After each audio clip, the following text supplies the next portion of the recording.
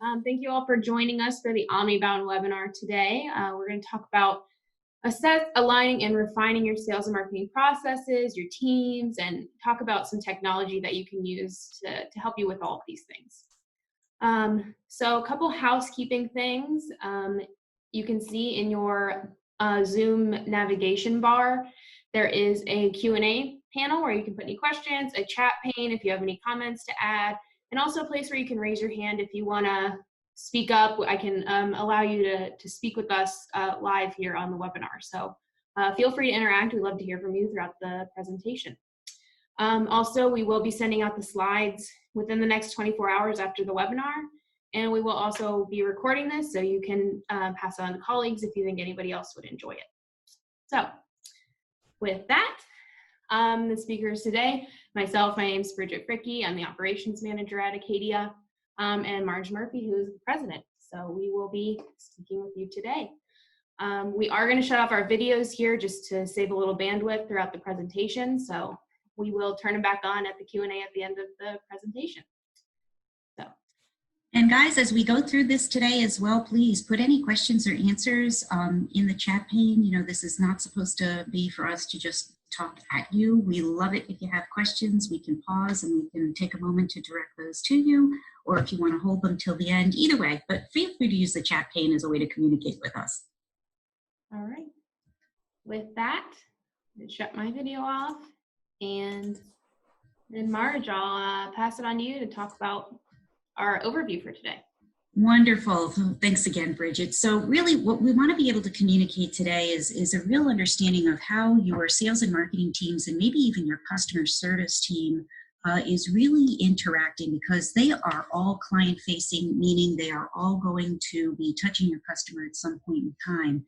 So their interactions, their understanding of how they're working together, not in silos, setting goals to achieve the ultimate objective, and then tracking those goals along the way. And oftentimes we look at little pieces. We look at sales, we look at CRM, we look at marketing emails, but how can we really piece this all together to tell the story of sales and marketing and how your teams are working well together? And here at Acadia, we've actually coined a phrase, and we do call it Omnibound. And Omnibound is really a functional way to deploy and provide organizations with fully aligned people, process, and technology. And, you know, I always reiterate this back to manufacturing, because we work very, very specifically in the manufacturing industrial space for the most part. And, you know, there's process for everything when it comes to a manufacturing line.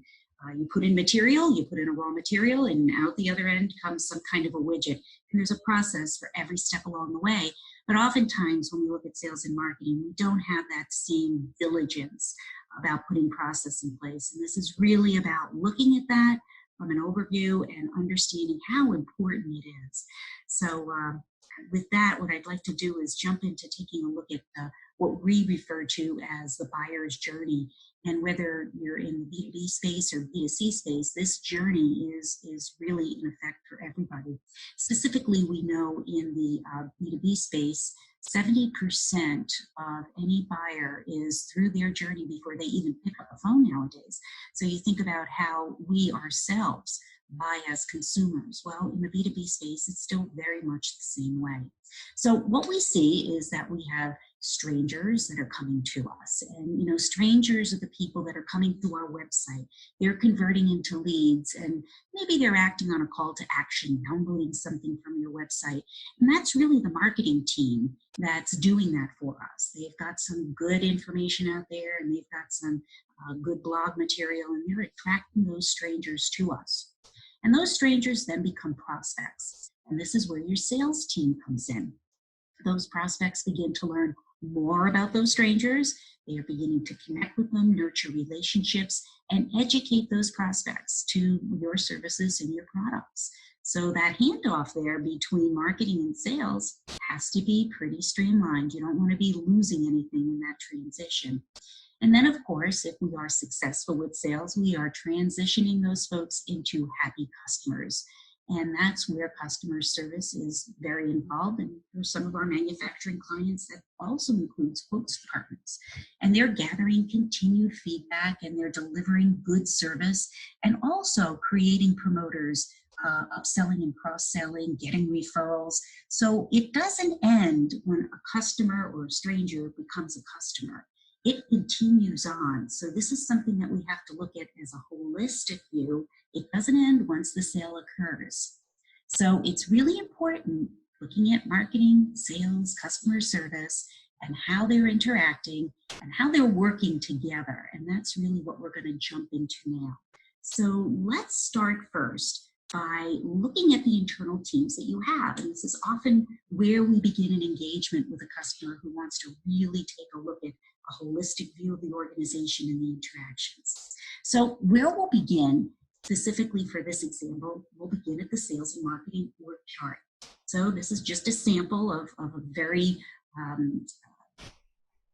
common type of an org chart that we see. We might have a vice president of sales and marketing, and under him or her, we've got a sales supervisor and a marketing supervisor, and they are working with their teams.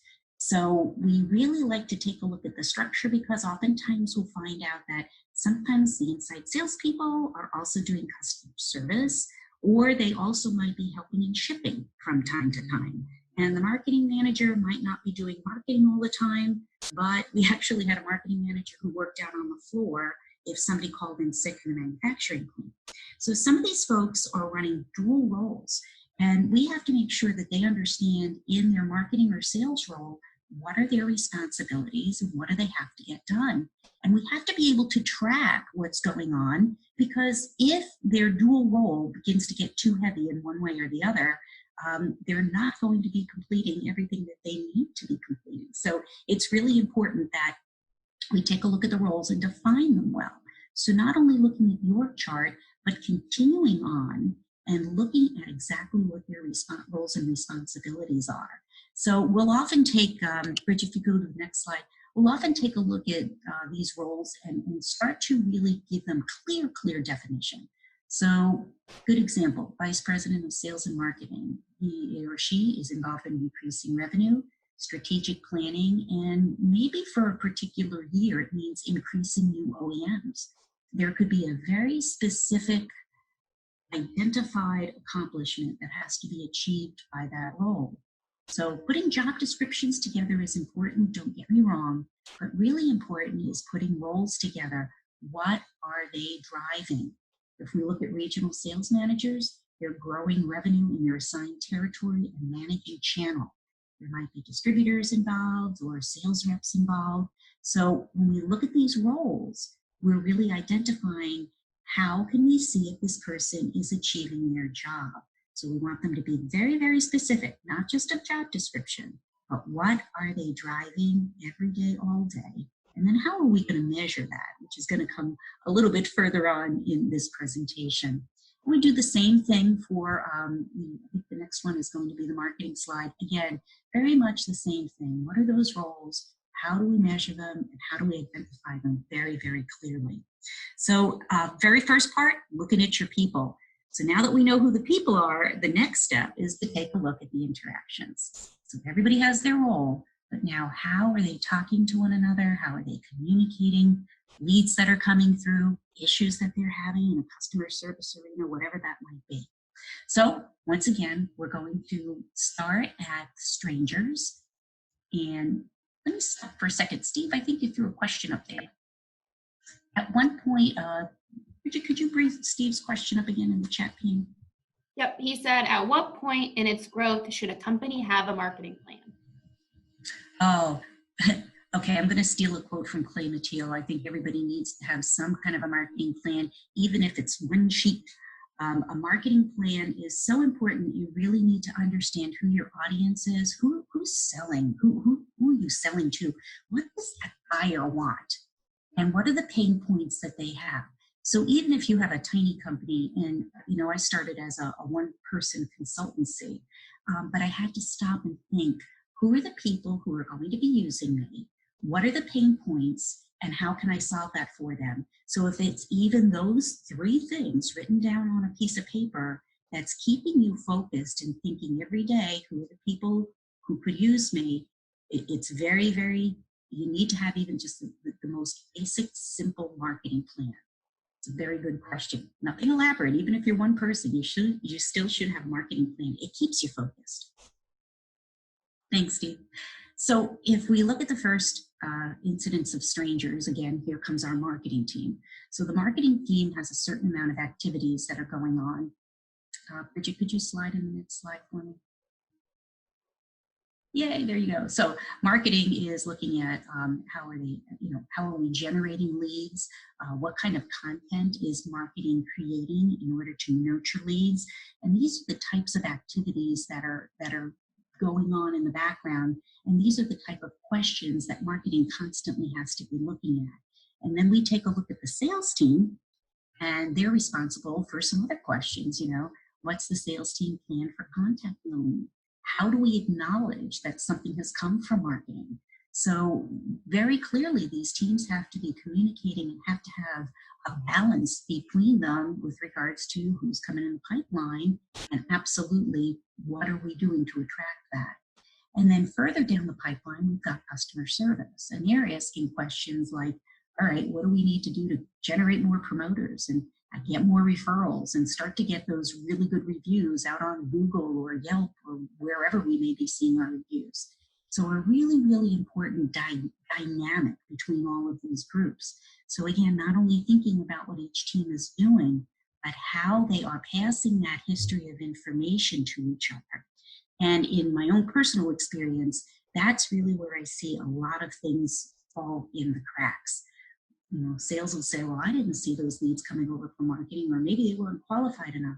Well, that's where we have to have the communication of defining what is a marketing qualified lead as opposed to a sales qualified lead. How does customer service see any tickets that might be coming in that are related to a customer? And they all have shared tasks. They are all sharing this as one continuum. And what I think is more important than ever before is that your teams are working on one system where they can see the history of information of any stranger who has become a prospect or a customer, anyone who you are still nurturing, how they're reacting to your blogs and reacting to your website. And, even a year ago, I would say, yeah, you could probably do some of this in spreadsheets. You just can't any longer, not if you have a large company. You can start out as a small organization, doing this in very easy ways and using some free tools.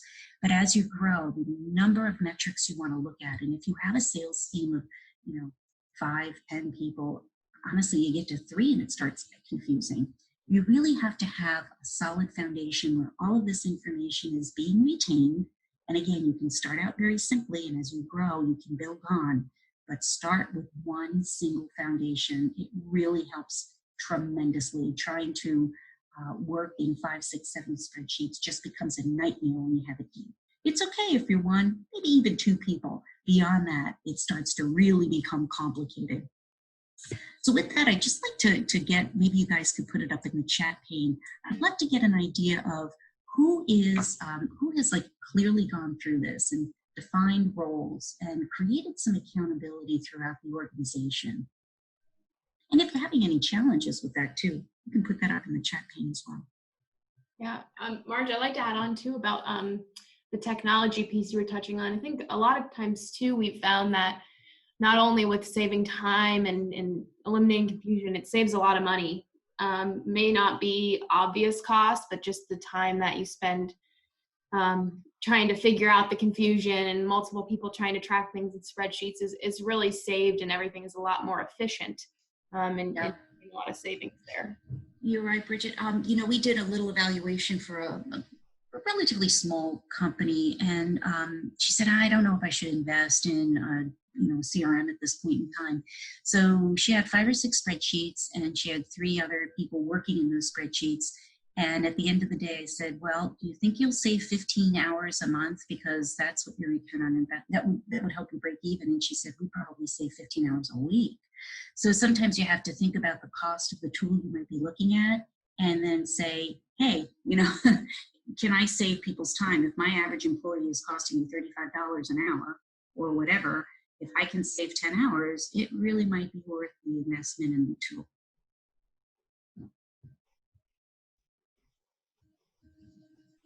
Okay, so Tricia, you had a question. You mentioned, Bridget, could you read that one for me because it pops up and goes away? You mentioned a small company. We are very small, and many times our lines blur for one reason or another, and things get lost. Sure. Yeah, and I think that's going to go down to Tricia, and that is so common. You certainly aren't the only one, and I'll tell you, it happens to us here from time to time.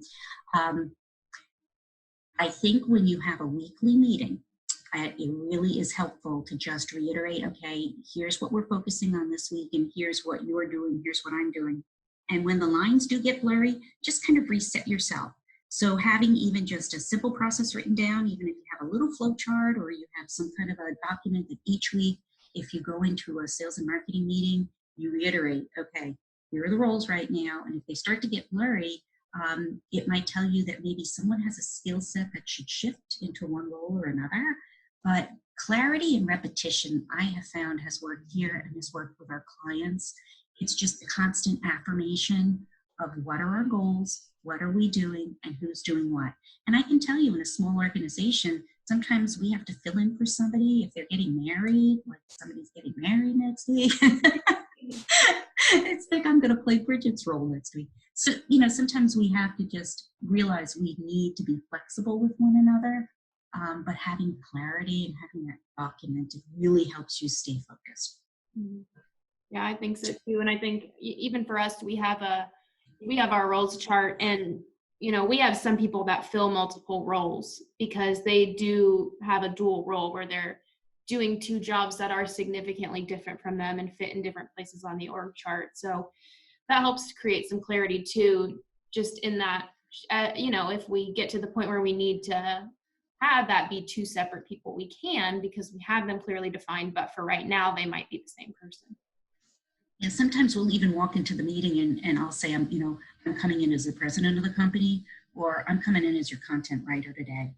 And I have to almost say that out loud because my role as the content writer, somebody else is telling me what to do. I'm not going to be the president that day. I'm going to be the content writer that day. And just saying it out loud, this is Marge the content writer. This is not Marge the president. Sounds silly, but it does kind of set the stage for the meeting. I have to take orders from somebody else. All right. So with that, we are going to go a little bit deeper. Now that we understand our team and how they interact, we're going to talk about what they're striving for, what goals is the team working for, and how does each individual person contribute to those goals. Because once we have our roles defined, and like Marge mentioned before, we want to be able to measure their success in that role. So we can only do that by first talking about where we want to go. So goals. For sales and marketing specifically, we like to set a high-level goal for both teams to be striving towards. So this could be a revenue goal, new business or existing business revenue, growing existing clients, recruiting new clients, whatever that might be, it needs to be set clearly for the team. So for our team this year, our goal at Acadia was getting new clients. So our sales and marketing teams both knew that. And then we created goals for each team to support that. So for the marketing team, an example of a goal might be generating a certain number of leads to support the sales quota. So that could be through your website or other marketing outreach efforts, whatever your lead sources might be. And then the sales team has a sales quota that they need to meet. So while they're both working towards getting new clients, they have different ways of getting there. So now that we have a general idea of what they're working for, we're going to go through some math of how we like to back into these numbers specifically with some just example dollar values of, if I set these goals for my team, is it going to be achievable and reasonable for me to expect them to get there? So our example here is that our goal revenue for our next period, this could be a year or a quarter or whatever that might be for you, for the size of your company, is $770,000. So we know that from period to period, we are going to get $420,000 returning from our clients. So we know our total sales needed is $350,000. So the $770,000, we calculated this because we wanted a 10% growth rate. So we wanted to go from our previous period of $700,000, we wanted to grow 10% to $770,000. And then again, I talked through this, but we know that our retention rate is typically 60%. So we can expect $420,000 to return, which again gives us the $350,000. So then I'm going to say, okay, I know my marketing team and my sales team are going to support this through getting us new leads and trying to get us new sales. So what does that $770,000 mean for them? And more specifically, what does that sales dollar of $350,000 mean to them? So if I know my average first time value of a sale is $15,000, that means I need 23 new clients in this period. So this is where you need to evaluate and say, okay, have I ever gotten 23 new clients in my time period in a year per se? If the answer is no, and that's like a scary number to you, it might be time to reevaluate your goals and see if they're really achievable. If the answer is yes, that does seem reasonable, then you can keep going through your math. So then I would say, okay, I need 23 new clients, and I know that my sales team can close a lead at about 30%. That means I need 76 quotes.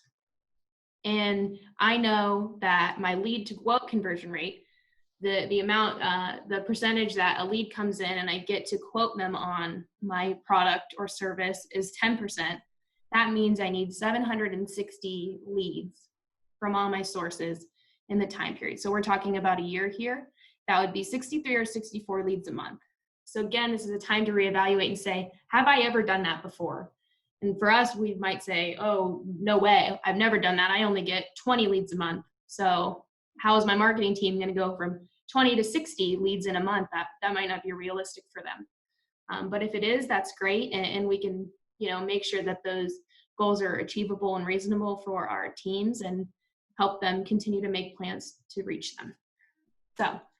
And I think, I'm just going to jump in. I think one of the most difficult percentages for our clients to nail down is that lead to quote conversion rate. A lead, something coming in way at the top of the funnel, what is that number? Sometimes I often hear from our clients, well, every time we get an RFQ, we close it at, 45% or 50%. Well, that's a quote coming in. That wasn't a stranger. So when we say lead to quote, lead means stranger, somebody that you don't know whatsoever. And, for some people, that's a long sales cycle. And that is a tough number for many of our clients to extract.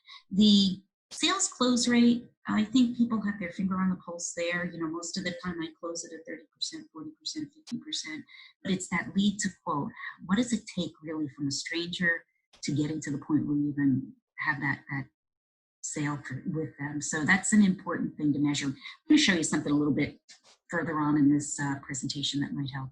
Mm-hmm. Yeah, that's what I was going to mention. There's a lot of ways to measure this in the tools, and like Marge mentioned, it gets harder and harder to keep up with this stuff, and spreadsheets are doing it more manually because the tools have become so powerful. So don't want to steal the thunder from later, because Marge will give some great visuals of that. So with that first portion, I want to throw another poll out to you guys. So how often do you review your sales and marketing goals throughout the year? Do you have goals set for your marketing teams? Might even be a better first question. Put that in the chat pane. And of course, guys, living through post-COVID, and I'll tell you personally, here at Acadia, our goal for the year was one thing, and now we've gone through this very odd quarter. I was just looking at some reports today, and it's like, what happened in March? The bottom fell out.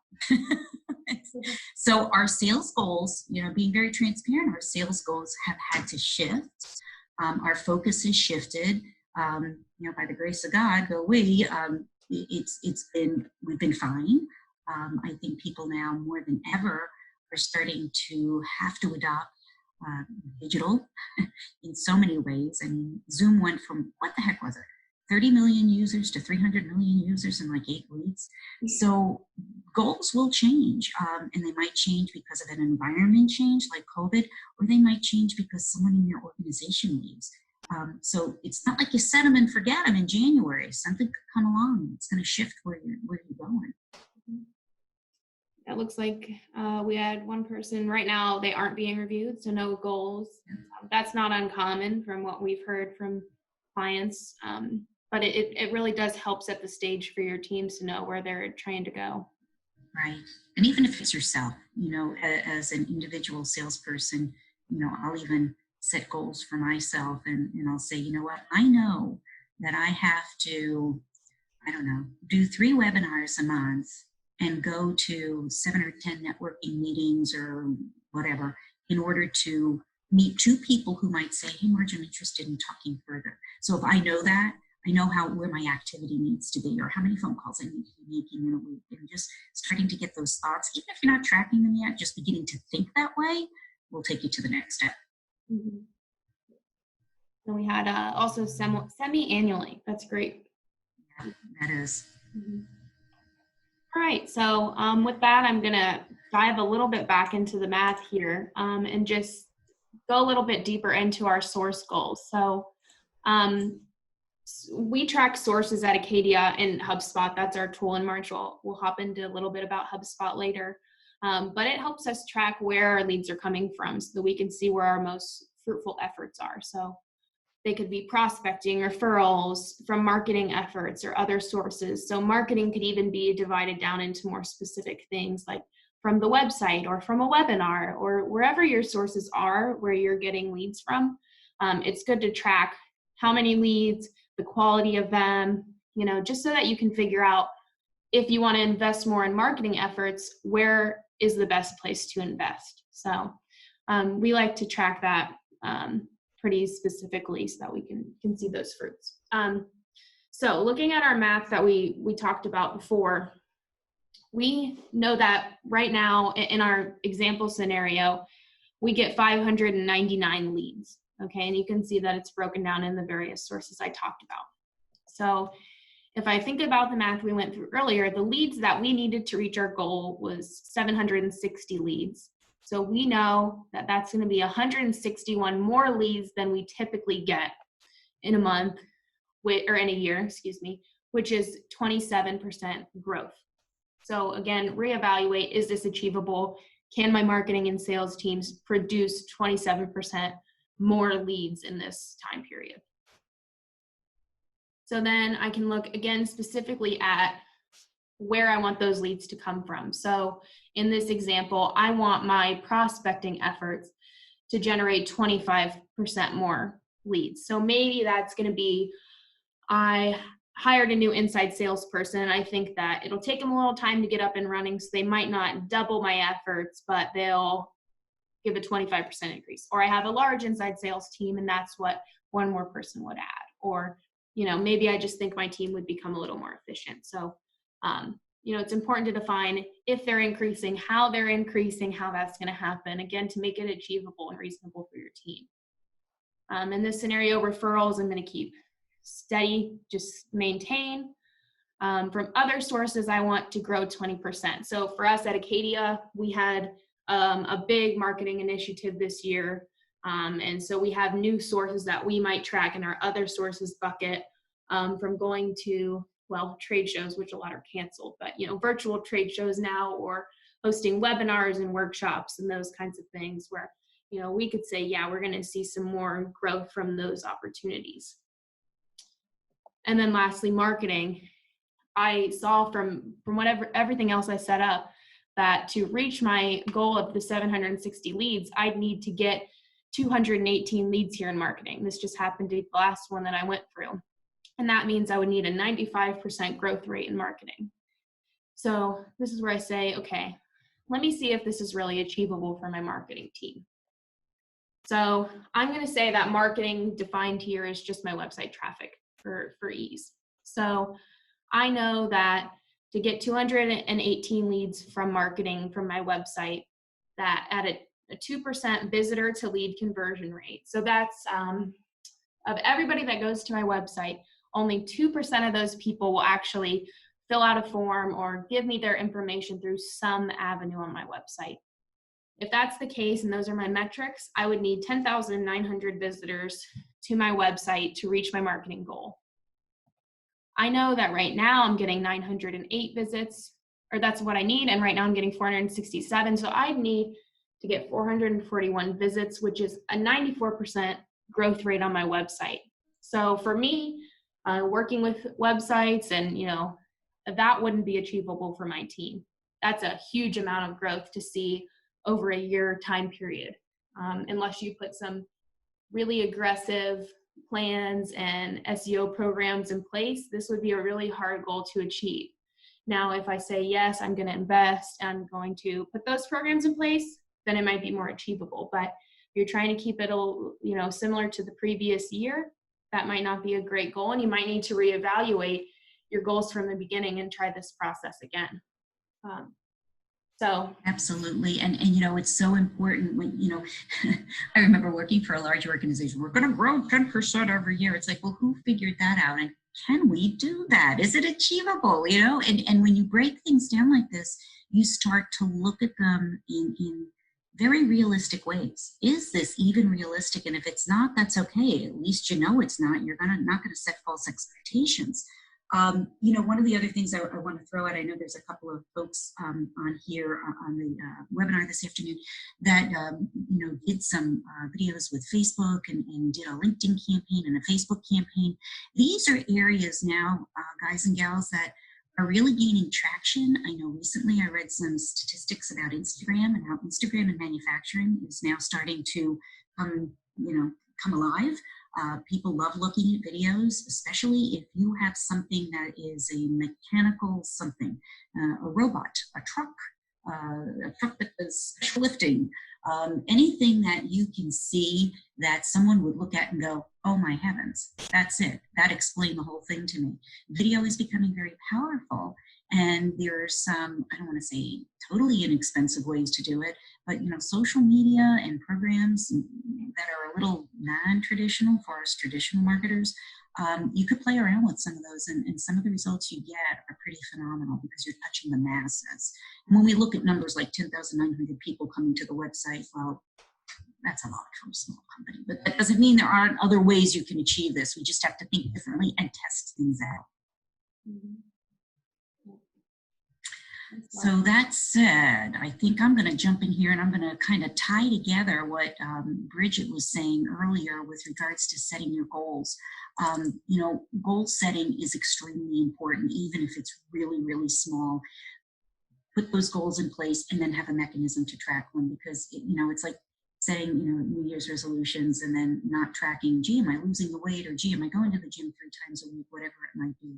So there's a variety of things you might want to track. We're very fortunate in today's sales and marketing environment that we have a variety of software tools that can help us do this. And a lot of them have what I call a crawl, walk, run. You can start out with the free version, you can grow into the paid version, and then you can grow into the more expensive paid version. So we have a lot of options and opportunities to kind of get our feet wet and go, okay, I'm used to this, I like this. Feed me more, I want to see more functionality. But it's just phenomenal what we can now track. And I think there's so many inputs and there's so many moving parts in business and there's so many moving parts in marketing and sales that we have to begin to adopt these types of technologies. And I think one of the funny things I always think about is we wouldn't even imagine having bad data in our accounting software. Nobody would go into QuickBooks and go, yeah, well, I think that's right. Because that is telling us our financial health, but it's actually telling us our financial health in the rearview mirror. It's the money that's already been brought in. Well, your sales and marketing data is your future health. It's your future money coming in. And all the time, we allow companies to say, yeah, we're not sure if that data is good. That to me is like, it's ought to be good. It's your future barometer. What's in the bank is in the bank. That's great, but you got to look forward. So this is where I think these tools are just, absolutely necessary at this point as you continue to grow. So Bridget talked about goals. What I'm going to show you here in the next few slides is actually some reporting that we've gotten out of HubSpot. And this one shows website sources. So, Bridget talked a little bit about sources and where are things coming from. Now, this particular graphic shows what's coming direct to site, what organic traffic do we have, what referrals are we getting, who's coming from social media, email marketing, paid search. All of these can be measured very easily, and you can see that you get a great graph of where are we succeeding and maybe where do we need to be getting better. The next slide that I've got up here, I think, is going to be goal tracking, which is another important thing. So if we set these goals in place for sales and marketing, are they achieving them? And there are so many different activities that we can track. So it might be sessions to the website, as we're seeing here, or even new contacts. How many new people are filling out a form or doing something? Because if we've set those goals, we've got to be able to track them. The next slide actually goes into a bit more detail with regards to individuals.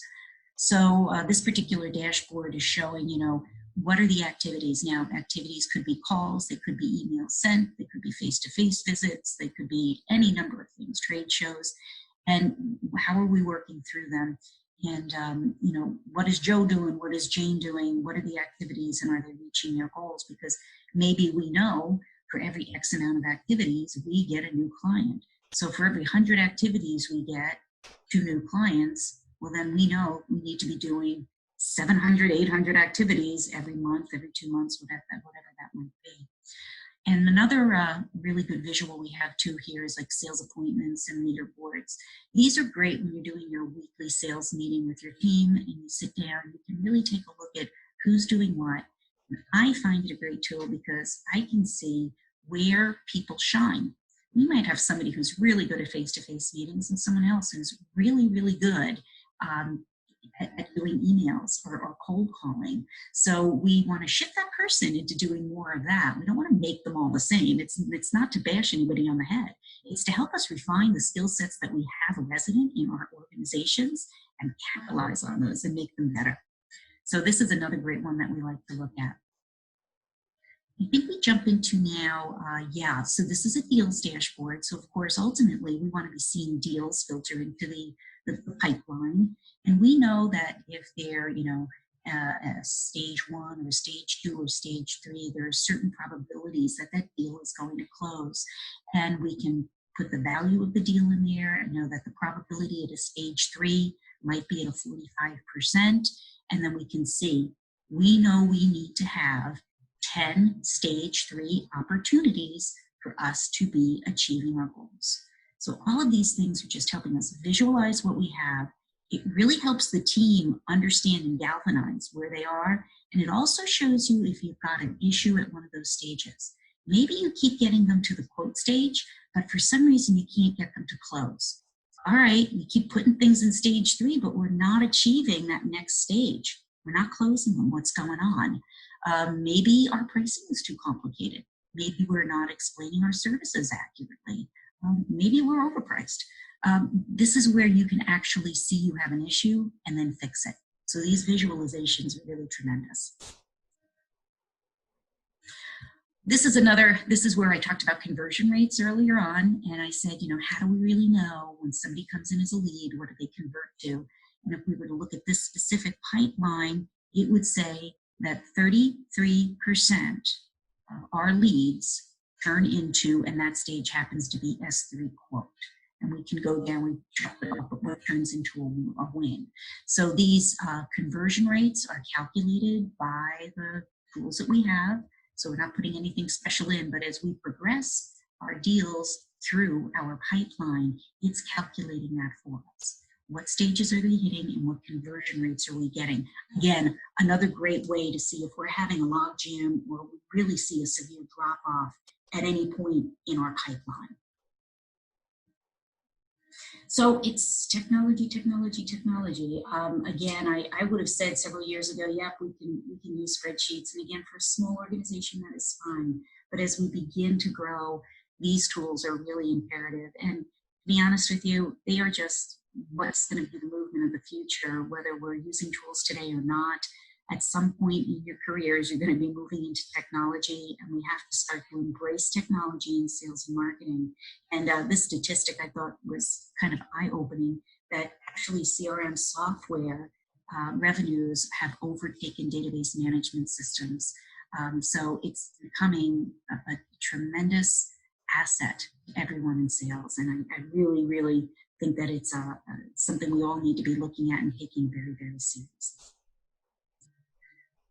All right. So right now in the audience, how many of you guys are actually using some kind of a sales or marketing software? And if you don't mind saying what you're using, you may have seen on the previous slide, we've worked with Pipedrive, we've worked with Salesforce and Pardot, a little bit with Marketo many, many years ago. We use HubSpot a lot right now. But right now we're doing the HubSpot Salesforce integration, HubSpot marketing with Salesforce as their CRM, which is kind of fun to see. Oh, Teams. Teams is great. We absolutely love Teams. It is very powerful. There's a lot you can do with it. Mm-hmm.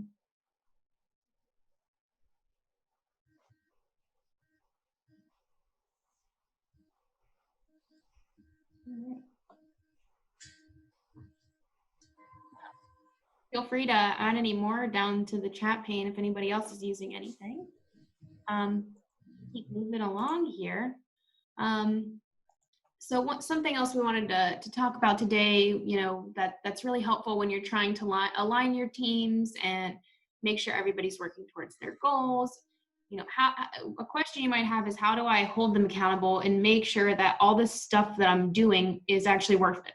You know, you don't want to go through goal setting and defining roles and everything if nobody's going to adopt it and do it. So we work, and Marge works very closely with a lot of clients working on a center of excellence. And a center of excellence is really where you write up processes and procedures, and you have somebody that owns that and that runs the center of excellence and makes sure everybody is accountable. They hold the keys to the castle. They make sure the processes and procedures are updated. And it not only holds everybody accountable that's on your team, it allows for smooth transitions of employees in and out. We know now that the average stay at a company now, I think, is like 1 to 2 years. You know, there's a lot more movement from company to company. So it's really important to make sure that when somebody leaves, it doesn't leave a big hole in your organization. It's, you know, easy to pick up those things and know what they did and know how to fill those gaps. Yeah, Bridget, you bring up a good point. You know, aging out right now is a big thing too. So, you know, there are many, many people that are retiring. There are more people retiring than we have younger people coming in. You know, especially in the manufacturing world, and you know, outside of CRMs, what some of our clients are doing, they're actually interviewing the folks that have been with them 30, 40 years. And, you know, how do you use that CNC machine, or how do you use that lathe, or, you know, how do you work that piece of machinery, because it's actually an old piece of machinery, but they're still using it. So the use of video to transfer that knowledge before Joe goes and retires next week is extremely important. But we deploy the same thing when we're advising clients on a center of excellence. When you're going through a training in your CRM or your marketing automation, do it on a Zoom meeting and go ahead and record that. I know you can't write everything down all the time, and I know that writing procedures can be very arduous. The writing procedures, to me, is a very important thing to do because it brings up a bevy of questions. But if you're even able to just capture your screens and say, hey, this is how we work through this nurture stream or this workflow, and having a body within the organization who says we are going to be the sales and marketing center of excellence, and you might have to bring in a subject matter expert. Hey, we need somebody, we're going to have to hire somebody to help us do recording, we're going to have to hire somebody who can help us write out procedures. That's great, but you can outsource things, but you want to have within your organization somebody who's going to own and love the sales and marketing department and keep everybody aligned and marching in the right direction. So even if you're a small company, you know, 1 or 2 of you that are going to lead the charge and have monthly meetings, keep everybody up to date on what you're doing and how everything is working is really, really important. And I think I mentioned earlier about procedures, because I really do find that when you take the time to flow chart out what you're doing, you know, before you even jump into a procedure, the first thing you have to do is create a flow chart. Who's doing what are we asking, who's it going to? And many times from those flow charts, you can see where you have a lot of inefficiencies. You might be, you know, transferring an email back and forth 3 times to notify somebody when all you might need to do is put in an automated workflow that says, when Sue hits lead, John gets an email, or John gets a task assigned to him, whatever that may be.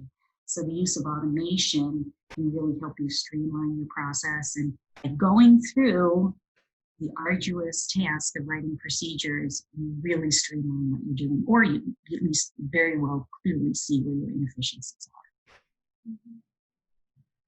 Yeah. Thanks, Marge, and thanks everybody. That's really the bulk of our presentation today. And that's the rough outline of our Omnibound process is the assess, align, and refine process for your sales and marketing teams.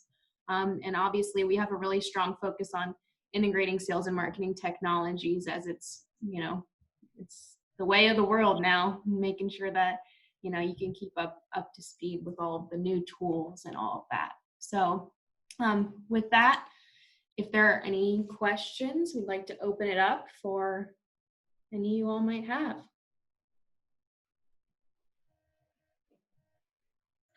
And I too also want to leave you with the fact that when we work with people, some of our clients certainly have folks on their staff that we can work closely with, even if it's just for, hey, we're stuck on one part or one portion.